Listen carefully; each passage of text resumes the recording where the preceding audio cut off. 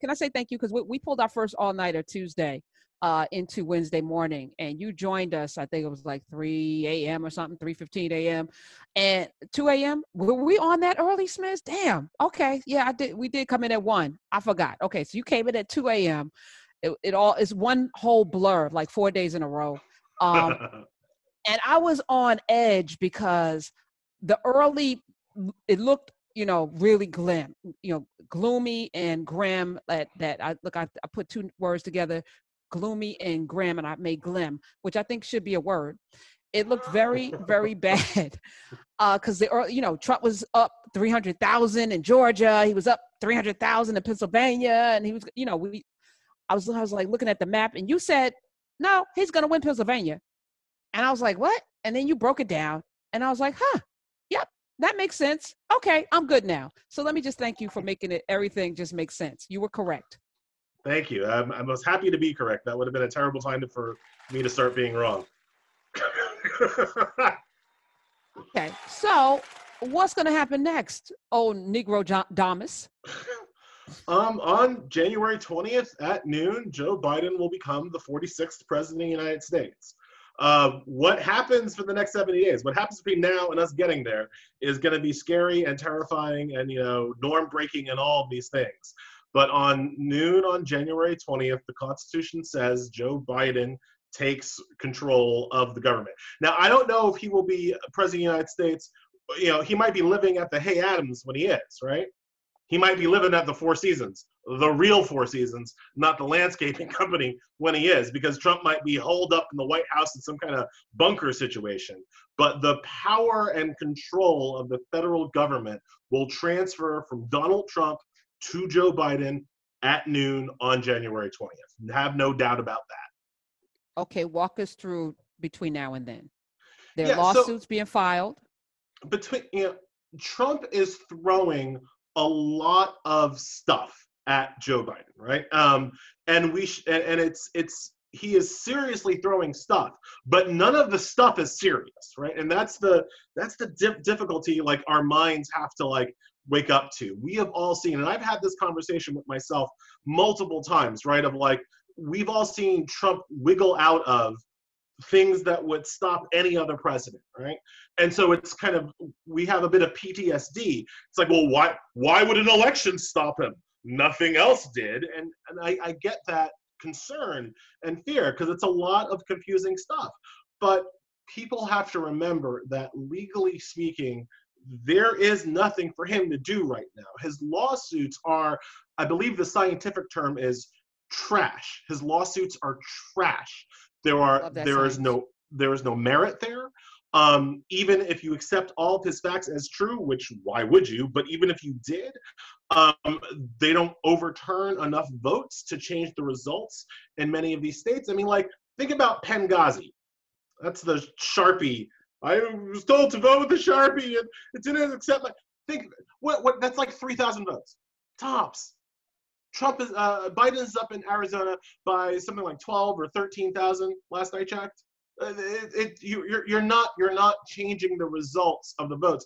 There has never been a time, and people need to understand this, there has never been a time where courts have thrown out legal valid votes after they have been counted and tabulated. There is just no precedent for that. Right? So if you voted and they counted your vote, for them to go back in and say, actually, no, now we're going to say your vote's illegal, that's just not what the courts do. Maybe they could do some stuff where they get some more votes, but you talk about the recounts, right? He's talking about recount rallies and all this stuff. All right, let's have some recounts. If Trump wants to lose twice, let's have some recounts, all right? But no recount in history has changed the vote totals by more than 1,000. Trump is behind in Pennsylvania right now, last I checked, by 45,000 votes. That's not, you don't recount your way out of 45,000 votes, right? And the other thing, and I said this to you on Tuesday or Wednesday morning, I'll say it again. Remember, for all of these crazy legal ideas that Trump is throwing at the wall, he doesn't just have to win one of these lawsuits. He's got to win 3, right? Trump has to overturn 3 states in order to change the results of the election. He's got to do something about Pennsylvania, he's got to do something about Georgia, and he's got to do something about either Wisconsin, Michigan, Arizona, or Nevada. That's 3 pieces of ridiculousness that would have to turn his way in order for him to legally keep power. Folks, that's not going to happen. It's not going to happen. Okay, so what do you say to the people that said, no, the media can't call this, the courts have to call it? And you're a lawyer. Elie Mystal is here. ELIEMYSTAL, like he's Mr. Kyle. What do you say to the people who say that? Because I remember, even though I was asleep during this period, but the news media called it for Trump 4 years ago, and that was accepted. The people who say that the media doesn't call the elections are right. The people who say, but the courts do, are dead damn wrong, right? The people call the election, right? And so right now, the media is calling the election based on projections of how the final votes will be certified. There is almost no chance they're wrong. But if you don't want to take the media's word for it, that's okay.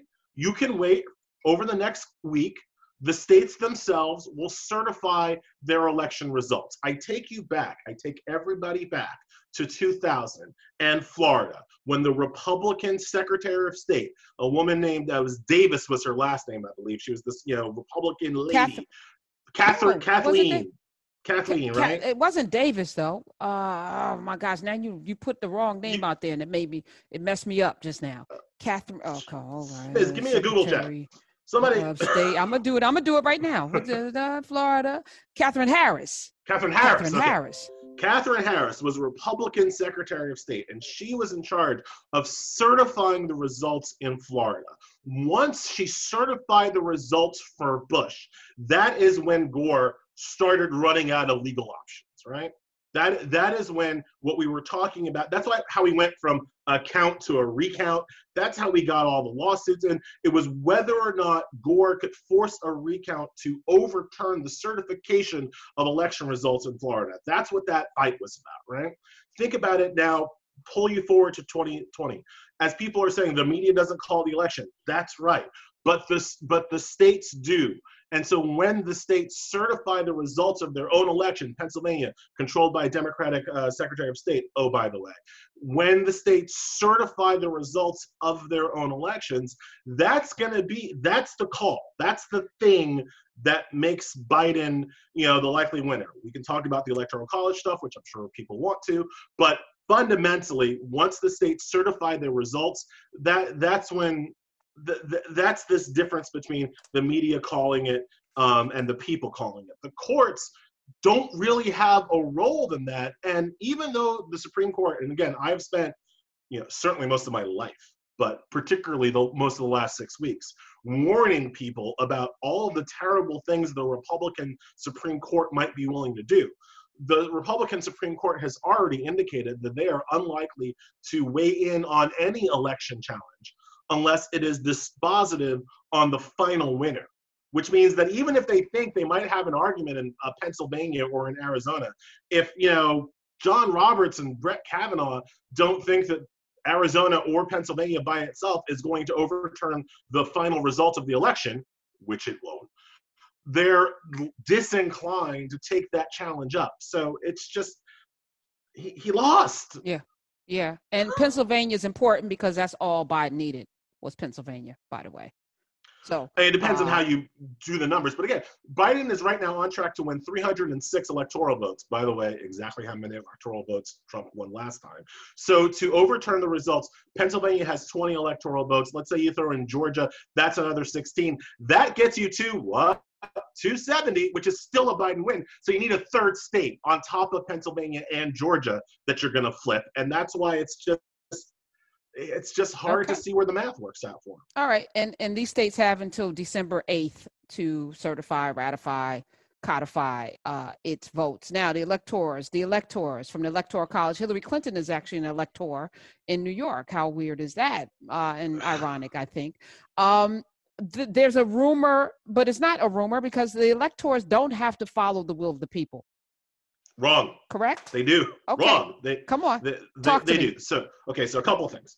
The Supreme Court has said that faithless electors should not be a thing insofar as if you are an elector, that means you've been nominated, made by your state, an elector in the Electoral College, and you go against the will of your state has the right to remove you, fine you and remove you for voting against the will of the state, right? So faithless electors, that's just not supposed to be a thing. Now, okay, let's take it back one more level. What if that state is controlled by Republicans? Maybe they won't fine the person. All right. But remember, when we vote, we actually go in and punch our ballot. We don't punch anymore. We fill in our ballot. What we are doing is not so much voting for Joe Biden or Donald Trump. What we're doing is voting for a slate of electors who will vote for Joe Biden or Donald Trump. So when New York, for instance, picks a Democratic slate of electors, that's why Hillary Clinton is an elector.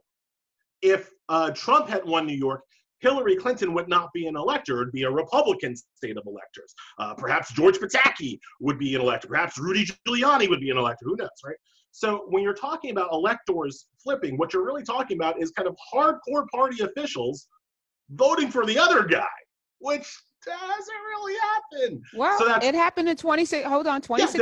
Yeah, there was that Colorado guy. Hold on. Nope. In Washington State, pledged to Hillary Clinton, voted for Colin Powell, and one in Colorado voted for Governor Kasich, who right now should sit down somewhere. And 7 Trump electors voted for other people in 2016. And that is why the Supreme Court said, after that, those cases went to the Supreme Court. And that's why the Supreme Court said, yeah, no, you can't do that. But again, this is not actually the legal challenge that the Republicans are going with, because they know they can't actually flip enough electors to change so what they are actually arguing is that a state like, let's say, Pennsylvania, which has a Republican legislature, it has a Democratic governor and a Democratic secretary of state, but a Republican legislature. What they're suggesting is that Pennsylvania doesn't even have to send the Democratic slate of electors. They can send their own slate of electors to vote their conscience, if you will.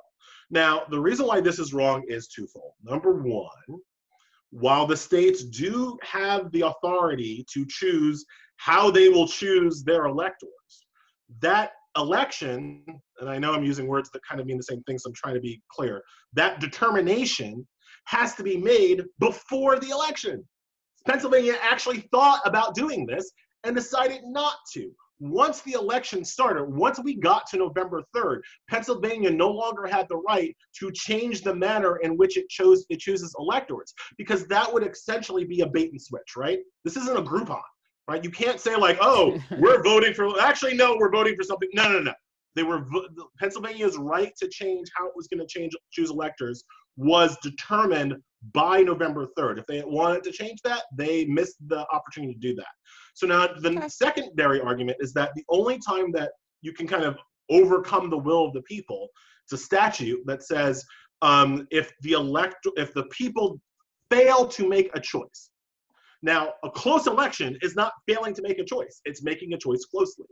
But you can imagine Republicans arguing somehow that because it was close, because there are these confusion about mail-in ballots or whatever, that the Pennsylvania legislature has the right to choose its own slate of electors because the voters' choice was not clear. But remember what I said about certifying the election. When the Democratic Secretary of State certifies the election results in Pennsylvania, the choice of the people will be made clear. And the argument that their choice is somehow unclear will fall on its face. Would a Republican Supreme Court be interested in hearing this case and maybe, I mean, I never want to put anything past people like Brett Kavanaugh. They are bad faith, bad people. And I don't say that hyperbolically, all right? So I never want to put anything past them. But then, Karen, I go back to, they have to do this in 3 states. Okay. All right. So you have alleviated the angst around that. And I didn't have any because you could see what it is.